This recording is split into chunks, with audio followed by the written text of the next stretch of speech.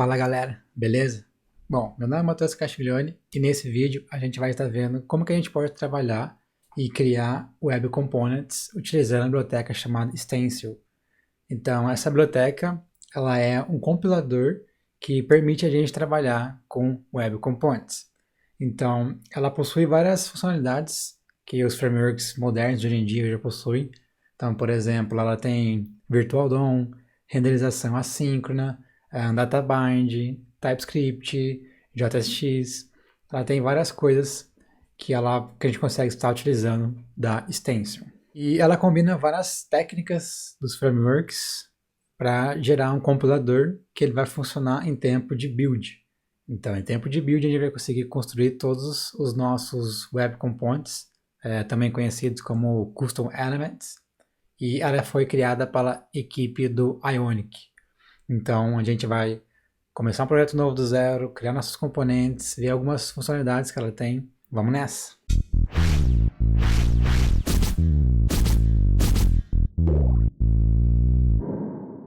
O primeiro passo, eu vou estar abrindo um terminal na minha máquina. Deixa eu dar um zoom aqui.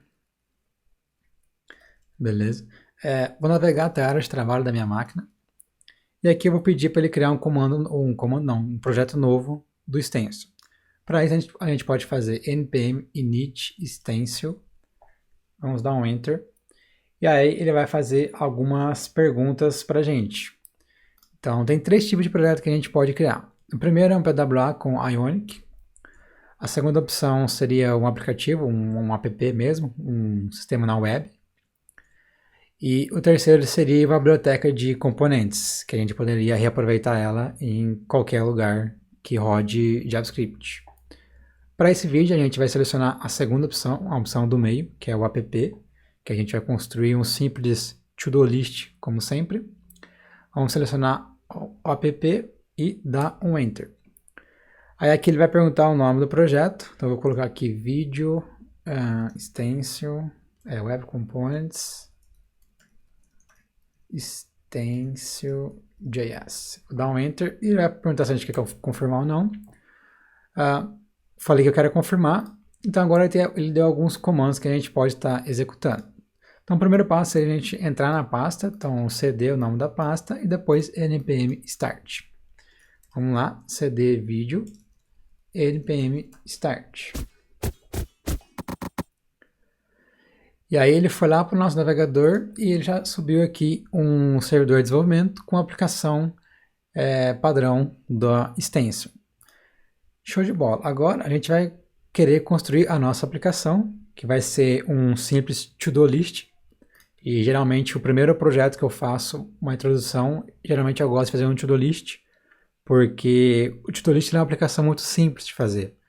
E se o to-do list está complicado para fazer, então isso talvez seja um mau indício que aquela biblioteca ainda está complexa para a gente utilizar. Então, por isso que eu gosto de fazer to-do lists para ter minha primeira impressão com a biblioteca, para dar os primeiros passos, ler a documentação, porque dessa maneira, se for simples fazer um to-do list, isso tende a ser simples para fazer sistemas maiores. E caso ela for um pouco complexa para fazer to-dos, então isso tende a ser mais complexo ainda nas aplicações do dia a dia. Beleza, eu vou pedir para ele abrir aqui no VS Code o projeto. Está aqui o VS Code. Agora eu posso fechar o terminal. E eu vou falar para ele ficar full screen. Deixa eu dar um zoom aqui no VS Code. Belezinha. Agora eu vou pedir para ele rodar o start novamente. Então npm start. Ele rodou. Agora eu vou pegar esse aqui que está full screen e vou jogar junto com o VS Code, como de costume. Então vamos entender a estrutura padrão de pastas que ele tem aqui. Ele tem essa pasta src.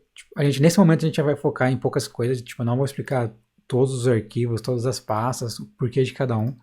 Então a gente vai focar primeiramente na pasta src. Dentro dela a gente vai olhar a pasta components. Dentro de components a gente vai começar a apagar algumas coisas. Então vamos apagar o app home, o app profile, vou apagar os dois. No app root eu vou apagar os arquivos de teste padrão, que já vem com a biblioteca. Os testes a gente pode gravar um vídeo específico sobre os testes.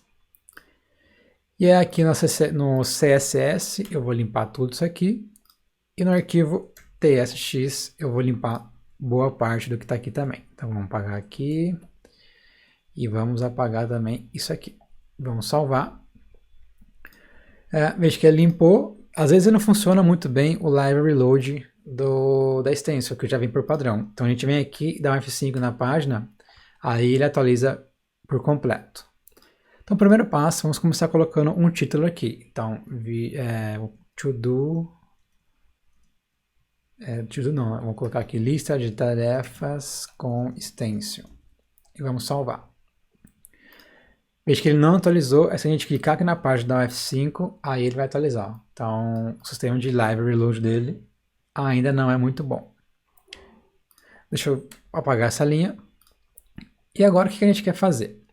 Vamos começar criando o nosso primeiro componente. Então aqui eu quero falar que a gente vai chamar um componente que vai ser app-todo. Então de alguma maneira aqui nesse onde está o app-todo tem que vir o nosso componente referente ao nosso to-do. Então o primeiro passo, vamos vir aqui na pasta components, criar uma nova pasta que vai ser a to-do, e dentro dela vamos criar um novo arquivo que vai ser o todo.tsx. Então, os componentes do projeto, eles ficam dentro dessa pasta components. Então, fica src, components e uma pasta para o componente. Então, pode ser qualquer componente, form, table, button, card, panel, qualquer coisa.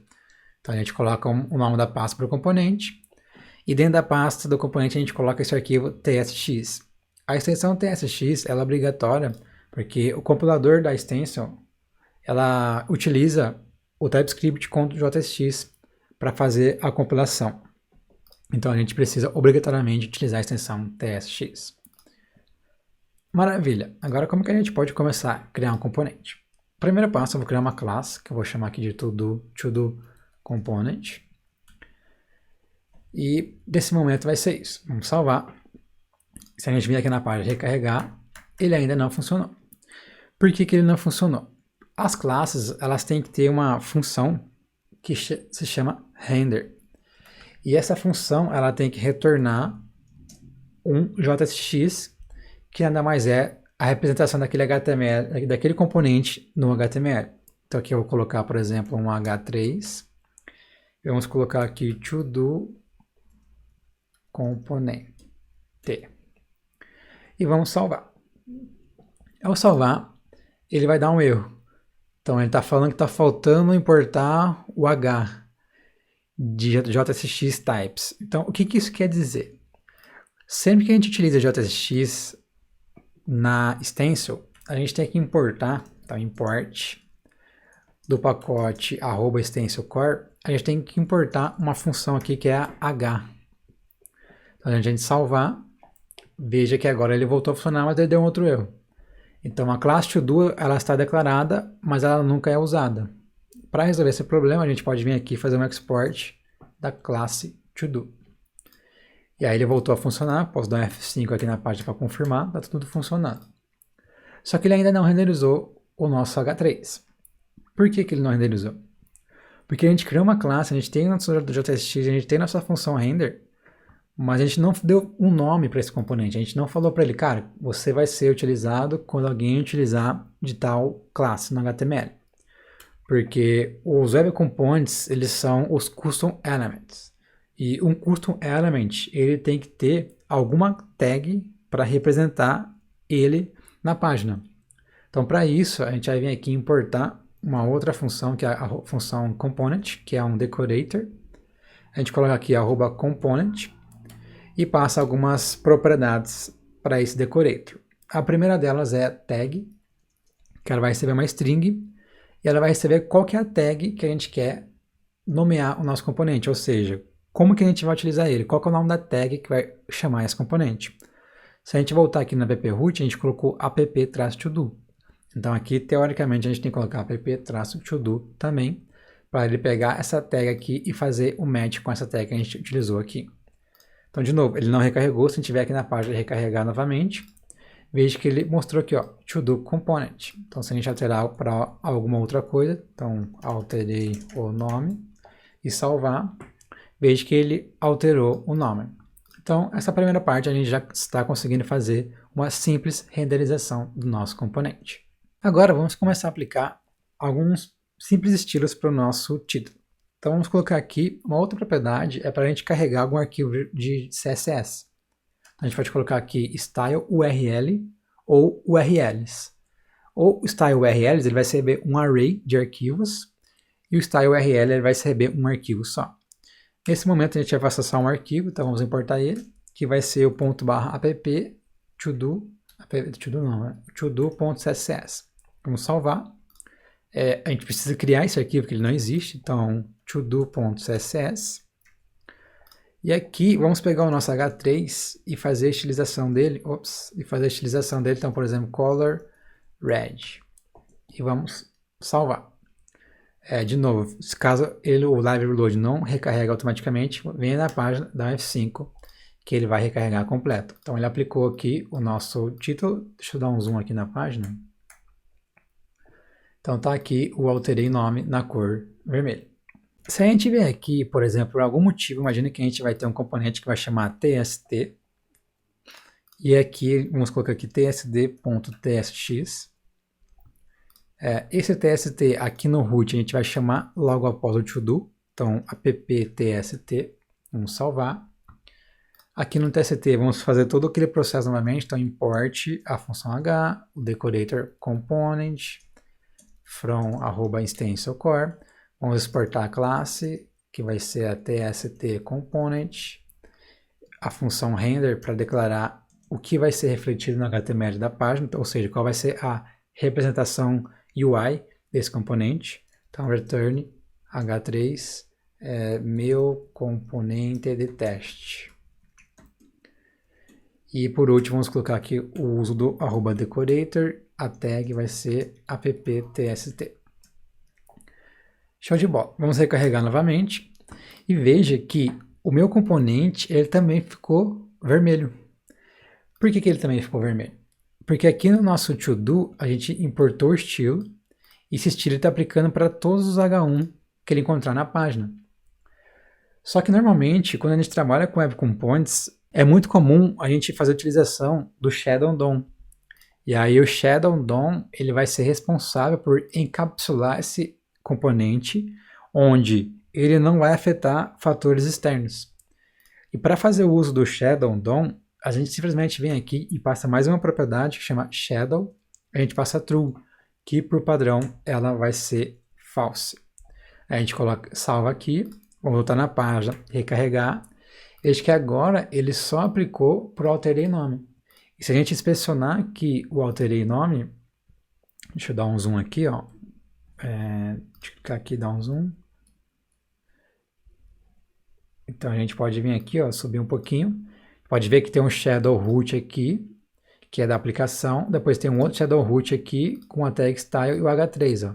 Então esse contexto aqui desse shadow root aqui, ó, ele só vai ser responsável pelo H3, que é o alterei nome. Então ele não vai ter influências em fatores externos. Deixa eu fechar aqui.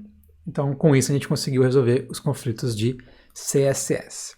E para criar um componente, a gente teve que seguir alguns passos. A gente teve que vir aqui na pasta components, criar uma pasta. Dentro da pasta a gente cria os nossos arquivos de estilo, tsx. Se um dia tiver teste, a gente cria os nossos arquivos de teste. Só que será que criar componentes para uma biblioteca que é para trabalhar com componentes, será que não tem uma maneira mais fácil da gente criar componentes? Sendo assim, eu vou apagar, vou fechar todos os arquivos aqui, vou deixar só o root aberto. Vou apagar esse tst, que foi só um teste, para a gente ver os conflitos de CSS, como que a gente poderia resolver. Agora, eu vou vir aqui, eu vou apagar o to-do e o tst. Então, vamos apagar os dois, move para o lixo. Agora, vamos derrubar o servidor aqui. E aqui, vamos rodar um comando que vai ser o npm run generate. Esse comando extenso generate, a primeira pergunta que ele vai fazer para a gente é qual é o nome da tag do nosso componente. Então, no caso, a gente vai estar utilizando app-todo. Vamos dar um Enter. E aqui ele vai perguntar quais arquivos que a gente quer incluir na hora de criar esse componente através do Generate. A gente pode navegar com seta para cima ou para baixo. E com a seta para a esquerda e para a direita a gente consegue marcar e desmarcar. Então, nesse caso, eu não quero o spec test e não quero nem o end-to-end test. Eu quero só o style sheet. Então eu vou dar um enter. E aqui ele está falando ó, que os seguintes arquivos eles foram gerados. To-do tsx, to-do css, dentro da pasta to-do, dentro da pasta components, dentro da pasta src. Então se a gente vier agora, tem aqui o to-do css, que ele vem com um css por padrão, que a gente vai apagar. E aqui no to-do ele vem com esse código padrão, que logo a gente vai dar uma olhada o que isso está fazendo. Então nesse momento eu vou voltar aqui o H3, que vai ser meu componente gerado automaticamente. Agora nós vamos vir aqui no terminal, fazer o npm start para ele subir o servidor de desenvolvimento novamente. Beleza, ele terminou, a gente está rodando aqui, então a gente já tem o nosso componente criado e funcionando. Agora vamos começar a fazer os componentes que a gente precisa. O primeiro passo vai ser a gente criar um formulário, então vou colocar a tag form. Dentro dela eu vou colocar um input e um botão, que vai ser adicionar. Vamos salvar. Veja que a gente tem o nosso input e o nosso botão. Agora, quando eu clicar no adicionar, eu quero adicionar algum listener, e esse listener eu quero ficar logando alguma coisa no terminal. Então para isso a gente pode vir aqui e fazer um @listen, que é também um decorator. E qual é o evento que a gente quer escutar? O evento de clique. E é muito comum também a gente passar um capture true, para a gente falar que esse evento ele está sendo capturado. E aqui a gente passa qual é a função que a gente quer chamar quando esse listen ocorrer. Então, handle add click. A gente vai fazer aqui um console.log adicionando. E esse listen a gente tem que importar aqui do pacote stencil/core. Vamos salvar. Aparentemente carregou. Vamos abrir aqui o console. Vamos limpar e clicar no adicionar. Então a gente clicou no adicionar e parece que ele recarregou a página. Adicionar recarregou, adicionar recarregou, adicionar recarregou. Para ver se está funcionando o log, eu vou ativar o preserve log e vou dar um F5 na página. Agora a gente vai clicar novamente, ó, adicionar. Está aqui, ó, adicionando e ele recarregou a página. Adicionar, adicionando e recarregou a página. E por que ele está recarregando a página? Porque esse é um comportamento padrão quando a gente está submetendo o formulário. Então o nosso button aqui, o type dele por padrão, quando a gente não especifica, é submit. E ele vai submeter o formulário. Ao submeter o formulário por padrão, isso vai recarregar a página. Então a gente tem que fazer aquele famoso event.preventDefault. Então aqui a gente pode receber um event. E a gente pode fazer event.preventDefault. Vamos salvar. Quero tirar esse preserve log. Então recarrega a página. Adicionar e está lá. Ó, ele começou a logar várias vezes adicionando. Mas agora a página não está sendo mais recarregada. Apesar de ser possível utilizar esse @listen, eu vou partir para uma solução, uma abordagem que é através do JSX. Então eu vou remover esse listen. Vamos apagar aqui esse import que a gente não está utilizando mais. E agora, aqui no form, eu vou colocar um onSubmit. E a gente vai passar para ele aqui, ó, this.handleSubmit, que vai ser para ele lidar com o submit do formulário. Então a gente coloca aqui handleSubmit, faz o primeiro default e faz o log. Então vamos ver, vamos aí carregar a página, limpar o console e adicionando, ó. Então tudo ainda parece continuar funcionando. Agora que a gente já tem o nosso evento para submissão do form, a gente precisa adicionar um evento para quando a gente digitar alguma coisa no input. Então vamos vir aqui, vamos adicionar uma outra função, então handle input, que vai receber o event novamente. Aqui a gente vai fazer alguma coisa, e aqui no input a gente vai fazer o onInput, this.handleInput. Aí aqui a gente quer pegar o valor do input.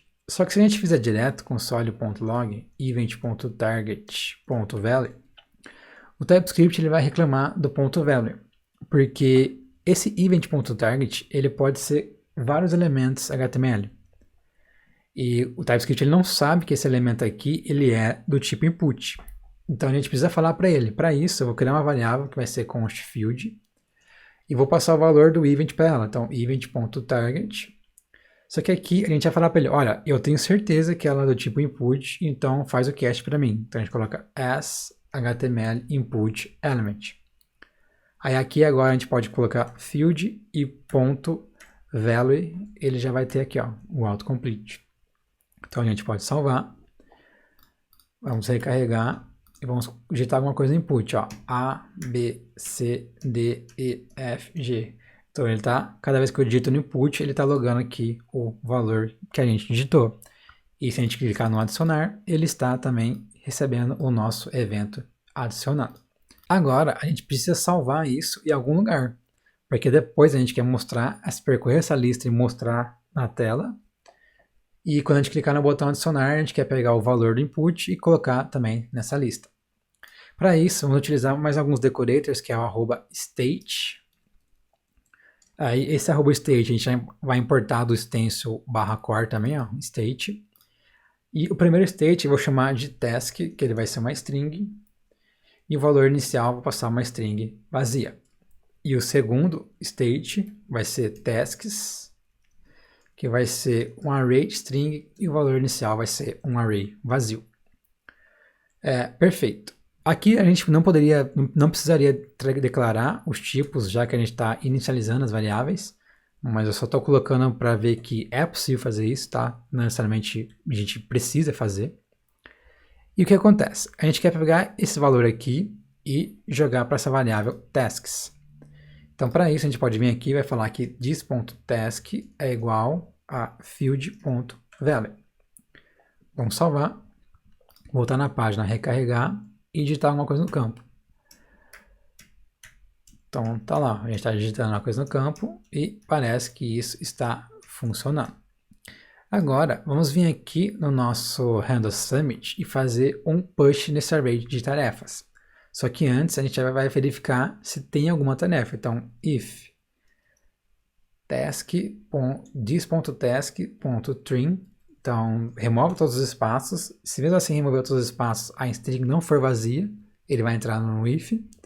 A gente vai fazer this.tasks.push, this.task, e aqui embaixo limpa o valor da tarefa para limpar o campo. Vamos salvar, recarregar a página, digitar alguma coisa e clicar no adicionar. Então veja que ele deu um erro aqui, ó. Ele falou que ele não pode ler a propriedade trim de undefined. Por que esse task, this.task, está vindo undefined?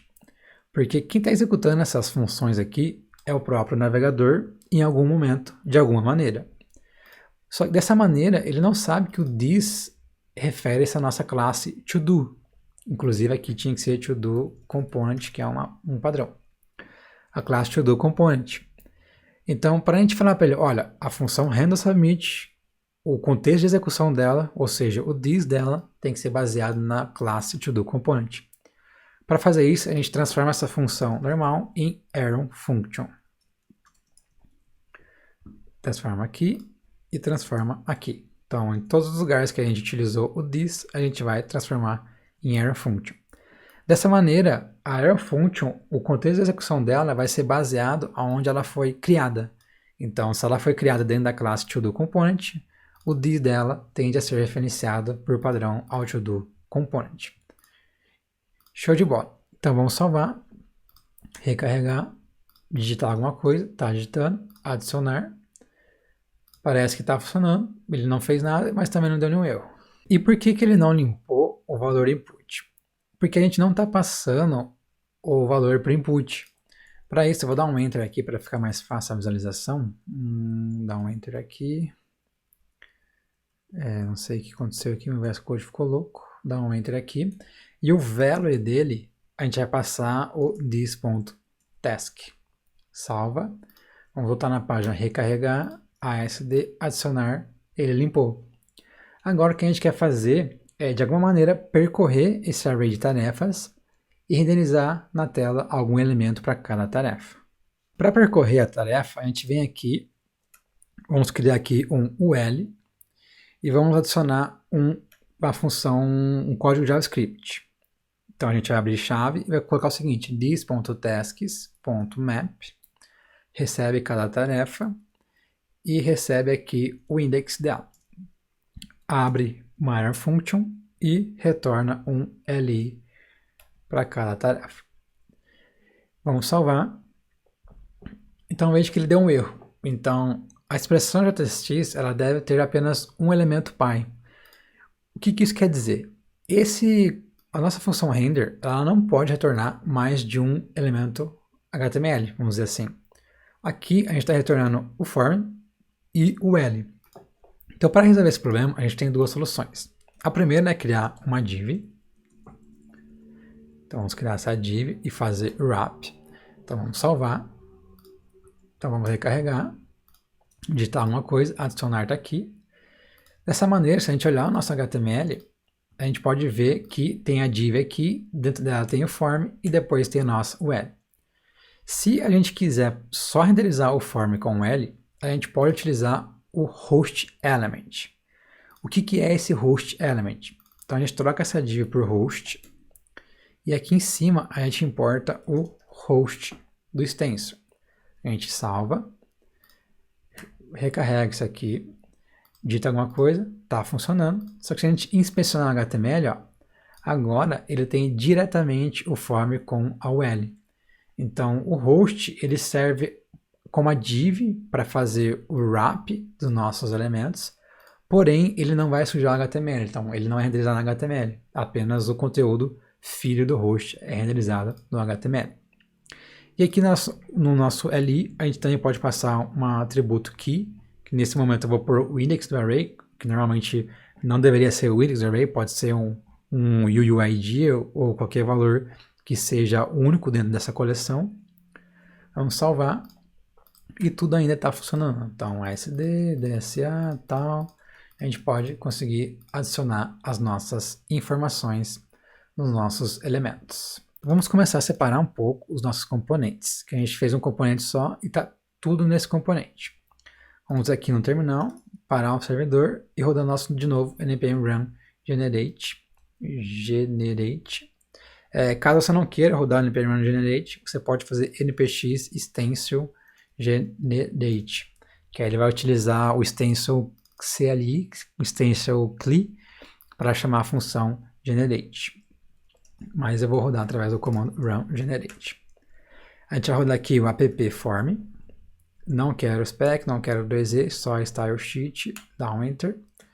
npm run generate de novo, app table, não quero spec, não quero e2e, enter, terminou. Vamos subir o servidor novamente.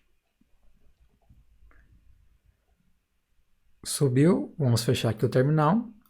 E beleza, agora vamos começar a separar um pouco as coisas então. Deixa eu fechar esses componentes.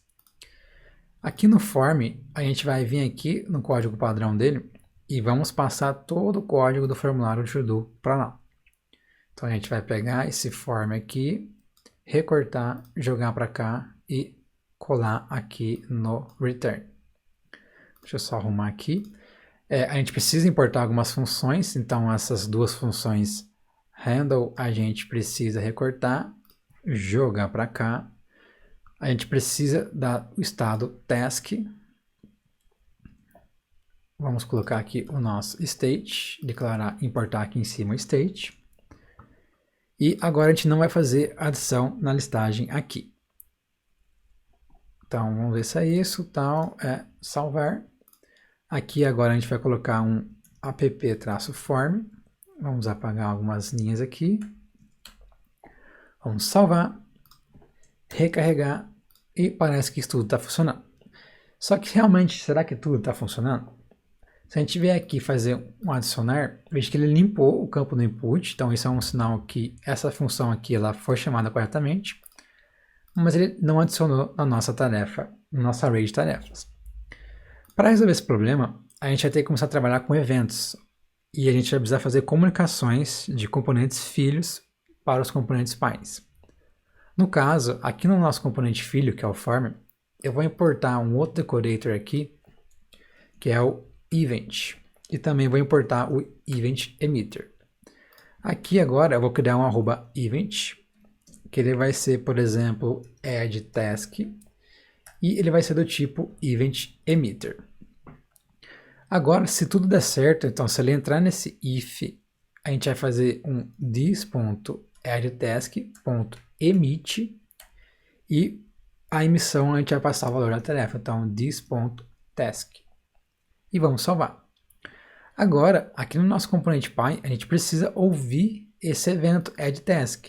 Então vamos tentar adicionar aqui um addTask, que vai chamar o this.handleAdd, por exemplo. Então, handle add vai ser uma error function que ele vai ter que mexer com o state. Então, console.log, chamei do filho. Aliás, vamos pôr aqui, filho me chamou. Vamos salvar.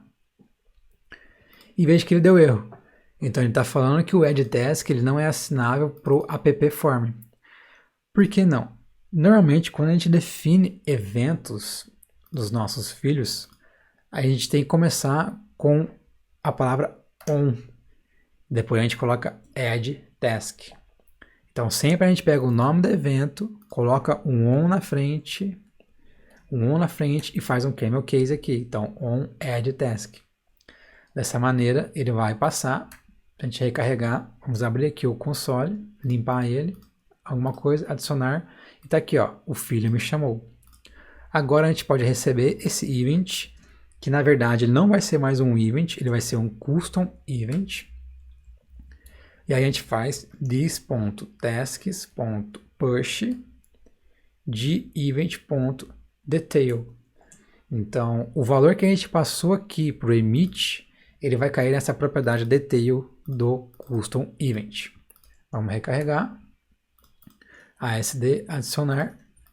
Então ele está limpando, só que por algum motivo ele não está adicionando. Isso está acontecendo porque a gente está tentando modificar o nosso array sem devolver um estado novo. Então o que isso quer dizer? A gente está fazendo um this.push, ele vai mexer na própria referência atual do nosso estado. Mas quando a gente trabalha com estados, é interessante a gente sempre devolver um estado novo. Então para isso eu sempre vou criar um array novo. Então this.task vai ser igual a um array novo. Pega todas as tarefas existentes no array e concatena com a nova tarefa. Então, event.detail. Vamos salvar, recarregar, ASD adicionou, DSA adicionou, 1, 2, 3, 3, 2, 1. Então, parece que agora tudo está funcionando. Agora, só vamos fazer uma última modificação, que a gente quer chamar aqui o nosso apptable. E a gente quer passar, pro apptable, a gente quer passar esse UL com essa listagem de LI. Vamos salvar, voltar aqui no apptable. Então, o que ele está fazendo aqui? Ele está utilizando o nosso host, que a gente já viu, que vai ser como se fosse...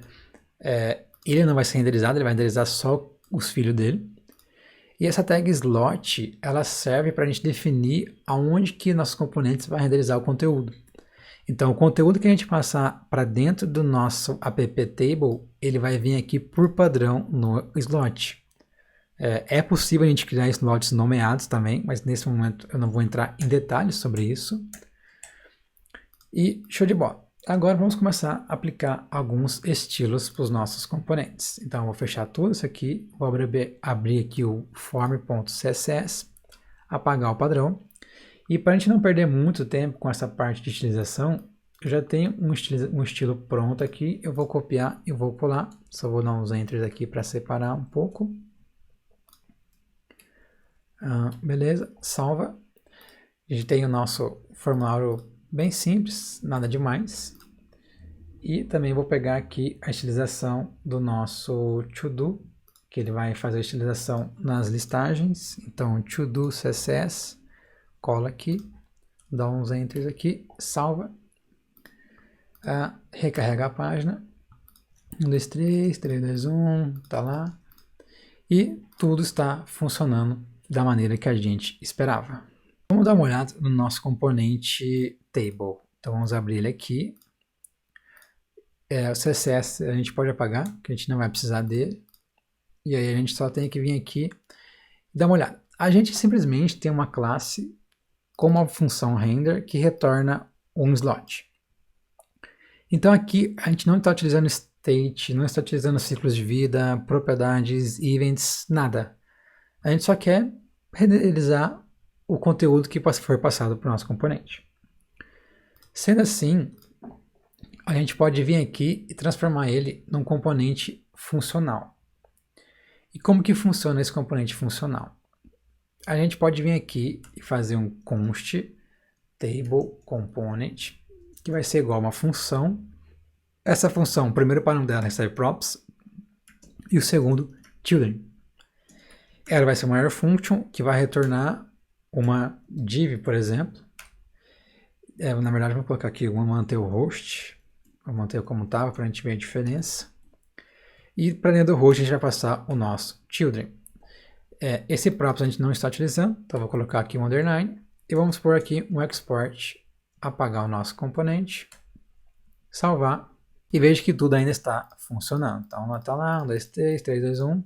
Se a gente, por exemplo, vier aqui trocar para div, então class, minhas tarefas, só um exemplo. Vamos vir aqui, recarregar, add, 1, 2, 3, 3, 2, 1. Se a gente inspecionar o HTML, e a gente pode ver que ele não renderizou a div minhas tarefas. Por que que isso aconteceu? Porque quando a gente usa componente funcional, a maneira de usar eles nos nossos componentes é diferente. Então eu só vou pagar esse host que a gente não está utilizando para nada. Então a gente fez lá o export const table component. Agora aqui no todo JSX, TSX, que a gente faz o uso do componente table, ó, aqui eu vou trocar ele para table component, vou dar um enter. Então o TypeScript já vai importar o componente para a gente. Vamos salvar.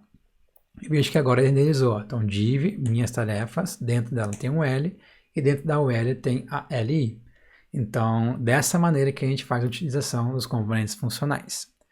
E se eles precisarem trabalhar com propriedades, a gente consegue trabalhar.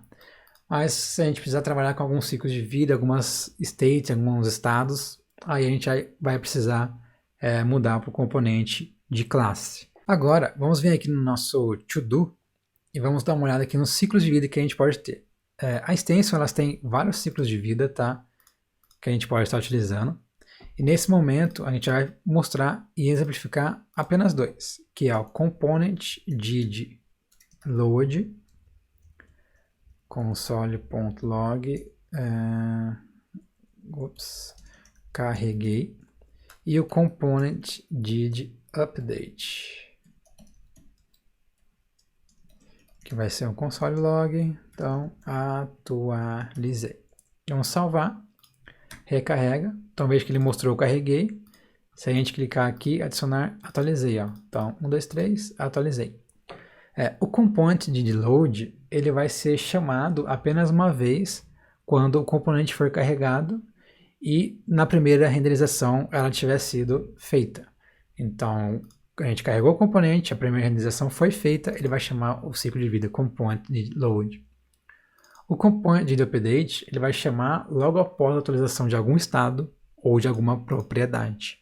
Então, se um estado mudar ou se uma propriedade, o valor dela também mudar, ele vai chamar o component did update. E fora esses dois, a gente tem muito mais outros eventos. Então, component did render, component will render, tem um monte de ciclos de vida que a gente pode estar utilizando.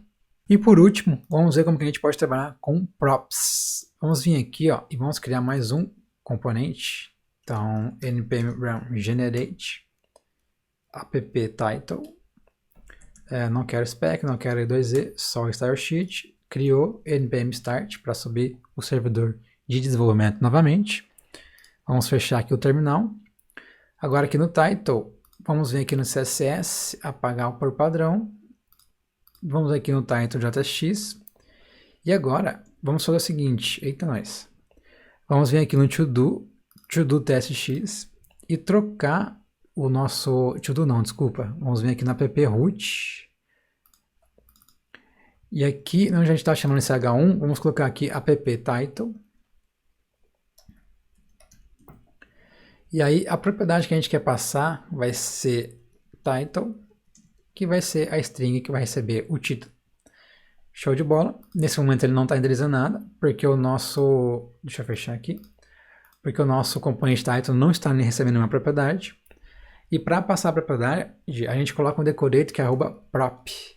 A gente passa o nome da propriedade, title, o tipo dela, string. E aí aqui eu quero renderizar um H1, dentro dele ele vai pegar o valor da propriedade title. E aí a gente pode vir aqui e colocar, por exemplo, H1, color red, salva, recarrega a página. Então tá aqui, ó, listar tarefas com extenso na cor vermelha e o resto ainda está tudo funcionando da mesma maneira.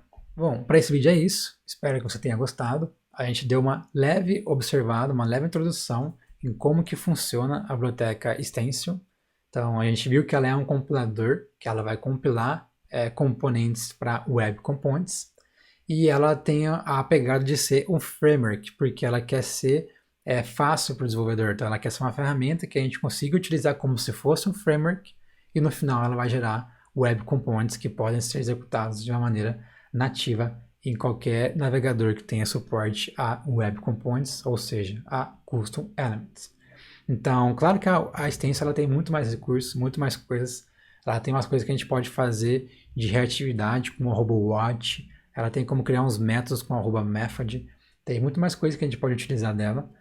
Tem os testes que a gente pode fazer end-to-end, teste unitário, de renderização. Ciclos de vida, tem muito mais ciclos de vida que a gente poderia ter mostrado. Tem como utilizar o Redux ou qualquer outro gerenciador de estado que seja agnóstico de framework também dentro dela. Ela também faz integração com várias bibliotecas, então com React, com Vue, com Angular, Svelte provavelmente também faz, não lembro agora. Porém, nesse vídeo eu quis mostrar um pouco de coisas que a gente vai utilizar no dia a dia, que é estado, ciclos de vida mais simples, que é o update, o load, o update, propriedades, quando a gente pode trabalhar com evento e JSX. Então, caso você tenha gostado, você pode entrar lá no site da Stencil e olhar a documentação dela, que é muito boa, tem bastante coisa. Então não deixe de curtir, dar seu like, se inscreva no canal e compartilhe com a galera. Até a próxima!